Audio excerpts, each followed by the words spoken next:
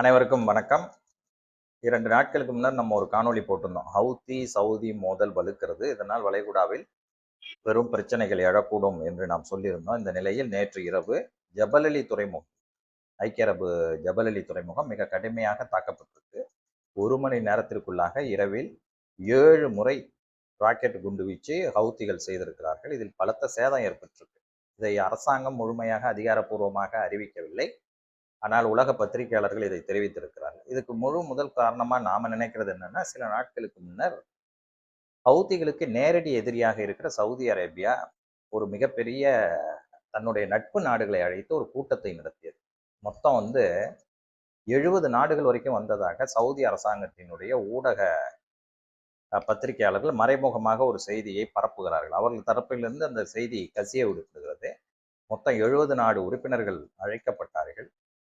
அதுல 51 நாடுகள் அழைப்பை ஏற்றுக்கொண்டு அதுல 43 நாடு தான் பிரதிநிதிகளை அனுப்பியது. ஆக மொத்தம் 43 நாடுகளில் இருந்து பிரதிநிதிகள் அந்த கூட்டத்துல கலந்துக்கிட்டாங்க. அதுல 14 நாடுகள் சவுதியினுடைய அனைத்து நடவடிக்கைகளுக்கும் ஒப்புக்கொண்டு அவர்களோடு கூட்டாக இணைவது என்று முடிவெடுத்து ஒரு இராணுவ உடன்படிக்கையை செய்திருக்கிறார்கள்.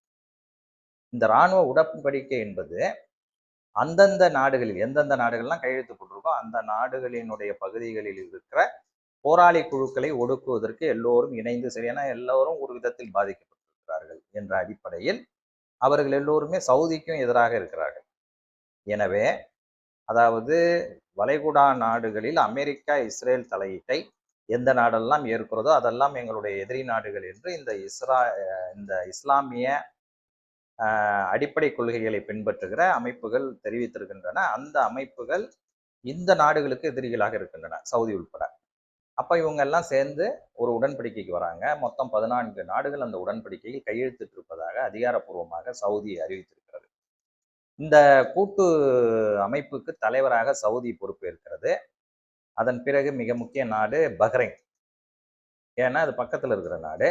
கத்தார், குவைத், இதெல்லாமே அருகில் இருக்கிற நாடு. அதே போல ஜோர்டான், அதே போல் எகிப்து, ஏமன், துருக்கி, ஏற்கனவே கூட்டணியில் இருக்கிற பாகிஸ்தான், பங்களாதேஷ், ஜிபூட்டி என்ற ஒரு நாடு, இது ஆப்பிரிக்காவில் ஒரு மிக சிறிய நாடு, சொமாலியா நாடு, சூடான், நைஜீரியா, இதுல எல்லாமே ஏழை நாடுகள். பெரும்பான்மையானவன் ஏழை நாடுகள் என்பதை விட வலுவான கட்டமைப்பு இல்லாத நாடுகள்.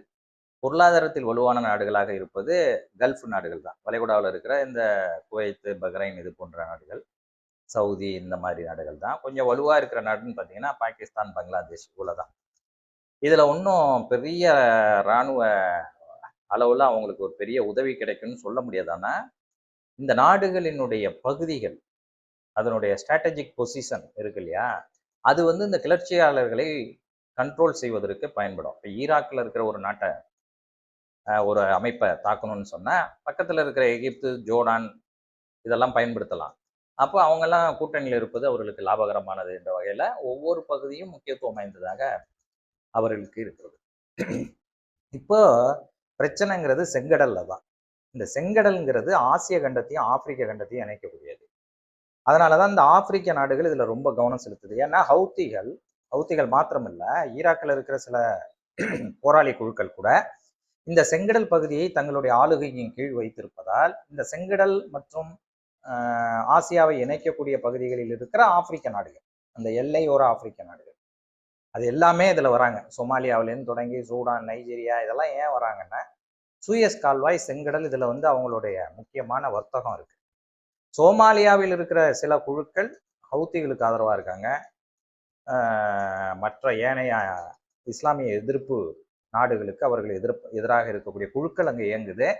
எனவே அந்த குழுக்களும் ஒடுக்கப்பட வேண்டும் என்பதால் இந்த கூட்டணி, இந்த நாட்டை சார்ந்தவர்களும் இதுல சேர்ந்திருக்காங்க. இது ஒரு மியூச்சுவல் அண்டர்ஸ்டாண்டிங். இந்த செய்தி ஹவுத்திகளுக்கு கிடைக்குது. சவுதி தலைமையில ஒரு மிகப்பெரிய ஒப்பந்தம் ஏற்பட்டிருப்பது என்பது ஹவுத்திகளுக்கு மாத்திரமல்ல, ஹவுத்திகள் போன்ற போராளி குழுக்கள், நிறைய போராளி குழு, 20க்கும் மேற்பட்ட போராளி குழுக்கள் இருக்குது. அது நம்ம இன்னொரு நாள் வரிசையா பார்க்கிறோம். அது ஒவ்வொரு நாட்டிலும் இருக்கு. பெரும்பாலும் இஸ்லாமிய அடிப்படைவாத கொள்கைகளை உடைய போராளி குழுக்கள். அந்த குழுக்கள் எல்லாமே அமெரிக்க ஏகாதிபத்தியத்தை எதிர்க்கக்கூடியவை, இஸ்ரேலை எதிர்க்கக்கூடியவை, சவுதியை எதிர்க்கக்கூடியவை. எனவே இந்த காலகட்டத்தில் அவர்களுடைய கோபம் ஒட்டுமொத்தமாக சவுதி மீது திரும்புகிறது. சவுதி ஐக்கிய அரபு நாட்டோடு தனியா ஒரு ஒப்பந்தம் போட்டிருக்கு. இந்த ஒரு சில குறிப்பிட்ட நாட்களுக்கு மாத்திரம் ஹவுத்திகளிடமிருந்து ஏற்படுகிற எல்லா எதிர்ப்பு நடவடிக்கைகளும் சேர்ந்து முறியடிப்பது என்று. அப்ப ஹவுத்திகளினுடைய கோபம் சவுதிகளும் சவுதியிடம் இருந்து மட்டுமல்லாமல் அவங்க மேலையும் பாயுது. ஐக்கிய அரபு எமிரேட்ஸ், துபாய், எமிரேட்ஸ் கண்ட்ரிகள், அமரகங்கள் அவர்கள் மீதும் மிக கடுமையான கோபம் அவர்களுக்கு வருகிறது. இதனுடைய எதிரொலியாகத்தான் இப்ப ஜபல் அலி துறைமுகத்தின் மீது அவர்கள் தாக்குதலை தொடங்கி இருக்கிறார்கள்.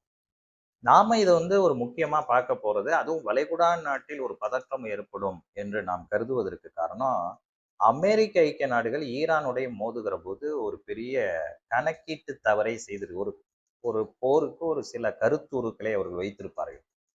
அந்த கட்டமைப்புக்குள் தான் அந்த போர் நடக்கும் என்று அவர்கள் எதிர்பார்ப்பார்கள். அப்படித்தான் அமெரிக்கா எதிர்பார்த்த வகையில் இந்த போர் அவர்களுக்கு வெற்றிகரமாகத்தான் சென்று கொண்டு வந்தது. ஆனால் அதுல ஒரு மிகப்பெரிய இழப்பு என்னவென்றால், இவர்கள் நினைத்தது தங்களிடம் மிகப்பெரிய ஏவுகணை தாடு, THAD, அது ஒரு பெரிய விரிவாக்கம். அந்த தாடுங்கிற ஏவுகணை கண்டம் விட்டு கண்டம் பாயக்கூடியது, பல கிலோமீட்டர் பயணிக்கக்கூடியது. அந்த ஏவுகணைகளை வைத்து ஈரானை வளைகுடா நாடுகளில் இருந்து தாக்குவது, இஸ்ரேலுக்கு அந்த ஏவுகணைகளை கொடுத்து இஸ்ரேலில் இருந்து ஈரானை தாக்குவது என்று திட்டமிட்டு போனார்கள். அந்த ஏவுகணைகள் மட்டுமல்ல, அது போல பல கண்டம் விட்டு கண்டம் பாயக்கூடிய பேட்ரியாட்டிக் போன்ற அதை தடுக்கக்கூடிய, அதை ஏவக்கூடிய, இப்படி பல ஏவுகணைகளை நம்பிதான் அவங்க போர்ல குதிச்சாங்க.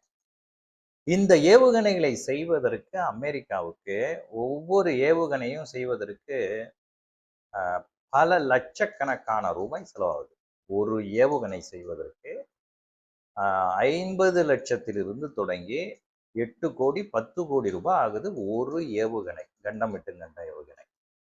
இந்த ஒரு ஏவுகணையை ஏவினால்தான் ஈரான் ஏவுகிற எந்த ஏவுகணையும் தடுக்க முடியும்.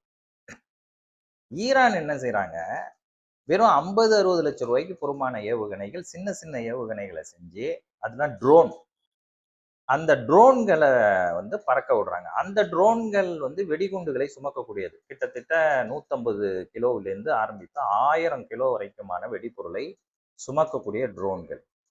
அந்த ட்ரோன்களை நீங்கள் தடுக்காவிட்டால் ஒரு பெரிய கட்டடம், ஒரு 10-15 கட்டடம் இடிஞ்சு விழுந்துரும், எரியும். ஸோ அதை தடுக்கணும். அதை தடுக்கிறதுக்கு இவங்க உடனே இவ்வளவு பெரிய ஏவுகணையை ஏவும் போது வெறும் 50 லட்சம் ரூபாய்க்கு 5 கோடியிலேருந்து ஆரம்பிச்சு 10 கோடி ரூபாய் வரைக்கும் இவங்க செலவு பண்ண வேண்டியிருக்கு. இதை ஏவுறதுக்கான செலவு, இராணுவ அமைப்புகளுக்கான செலவு, இதெல்லாம் சேர்த்தா அவ்வளோ ரூபா வந்துடுது.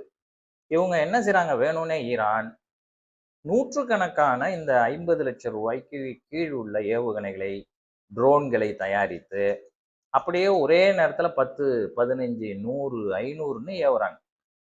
இப்படி ஒரு நாளுக்குள்ள 1000 ஏவுகணைகளை கூட ஈரான் ஏவி இருக்கு இந்த போர்ல. அப்ப எத்தனை லட்சம் கோடி செலவு அமெரிக்காவுக்கு ஆகும்? இப்பயே 20 லட்சம் கோடி செலவாயிடுச்சுங்கிறாங்க.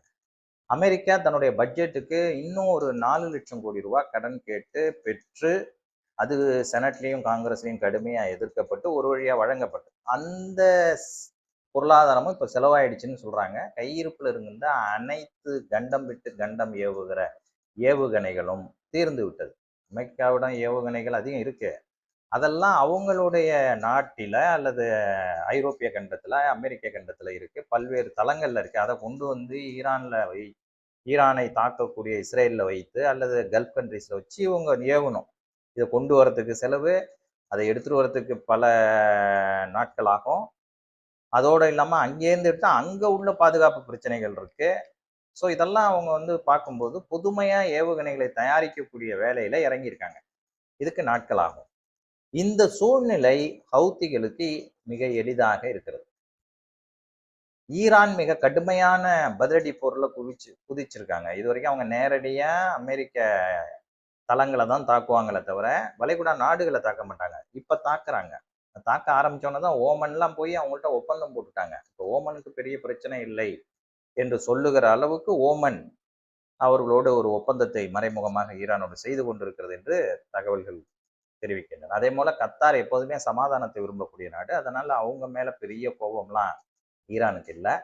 எனவே அங்கேயும் பாதுகாப்பு பிரச்சனைகள் தற்போது இந்த போர் துவங்கும் போது ஒரு கோபம் ஈரானுக்கு இருந்தாலும் காலப்போக்கில் கத்தாரினுடைய போக்கில் நிறைய மாற்றங்களும் இணக்கமான சூழ்நிலையும் இருந்ததால் ஈரான் கொஞ்சம் தனிஞ்சிருக்கு. அதனால ஹவுத்திகளும் அவங்க மீது தாக்குதலை குறைத்துக் கொள்கிற நிலையில் இருக்கிறார்கள். இந்த சூழ்நிலையில நாம சொல்ல வர்றது என்னன்னா, இந்த ரெகுலர் வார்ஃபேர் என்று சொல்லப்படுகிற எப்பொழுதும் ஒரு கட்டுக்கோப்பான இப்படித்தான் தாக்குவார்கள், இங்கிருந்து தான் தாக்குவார்கள், இந்த ஆயுதங்களைத்தான் பயன்படுத்தலாம் என்கிற ஒரு நாட்டுக்குரிய இராணுவம் செயல்பாடு எதுவுமே இல்லாத ஒரு போராளி குழு ஹவுத்தி.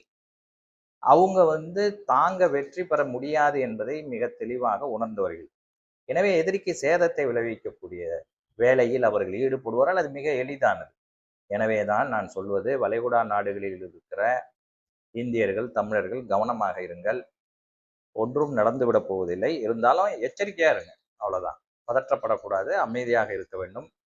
நாமெல்லாம் பொருளீட்ட வந்திருக்கிறோம் என்ற உணர்வோடு ஒரு எச்சரிக்கை உணர்வு இருந்தா போதும். எங்கேயாவது போனா ஒரு மாறுபாடான சூழல், அரசு எச்சரிக்கை, உள்ளூர் எச்சரிக்கை இருந்தாலும் கொஞ்சம் கவனமா போங்க வாங்க. அவ்வளவுதான். வேற ஒண்ணும் இல்லை. இது ஒரு வார காலத்திற்குள்ளாகவே இதெல்லாம் அடங்கிடும். இந்த நாடுகளே மறைமுகமா ஈரானோட பேச்சுவார்த்தை நடத்துவாங்க. வெளியில பெரிய அளவுல ஏதாவது சொல்லுவாங்க. ஆனா ஈரானோட நடத்தி ஈரான் மூலமாக ஹவுத்திகளிடம் பேசுவார்கள். இதெல்லாம் நடக்கும். ஏன்னா ஒட்டுமொத்த Saudi, Dubai, Oman, Bahrain, Qatar இந்த நாடுகளினுடைய எண்ணெய், எரிவாயு எல்லாமே செங்கடல் வழியா போய் ஆகணும்.